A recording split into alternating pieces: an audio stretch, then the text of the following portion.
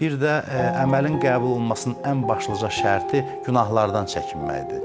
Bilirsiniz, Quranda ayə var ki, Allah yalnız təqvalılardan əməl qəbul edir. Təqva isə insanı günahdan və pisliklərdən saxlayan bir daxili mexanizmdir. Ona görə də oruç tutub səhərdən axşamacan kiminsə qeybətini eləmək, yalan danışmaq, insanların şəxsi işlərinə müdaxilə etmək, eyblərini araşdırmaq, bütün bunlar orucun qəbul olmasını əngəlləyir və oruc o zaman qəbul olur ki, insan günahlardan çəkinir. Ümumiyyətlə, zaten oruc elə buna görədir ki, minimum ən zəruri ehtiyaclarımızı bizə qadağan edirsə, deməli biz haramdan, günahdan ümumiyyətlə düşünməməyə çalışmalıyıq. Və bilirsiniz, mən bunu xüsusi vurğulamaq istəyirəm ki, heç bir günahdan çəkinməklə biz nədənsə məhrum oluruq. Ümumiyyətlə, Allah bizi məhrum etmək üçün yaratmayıb, bəxş etmək üçün yaradıb. Və nəyəsə olmaz deyirsə, deməli o bizim zərərimizədir və sadəcə düşünməklə də biz bunu müəyyən edə bilərik.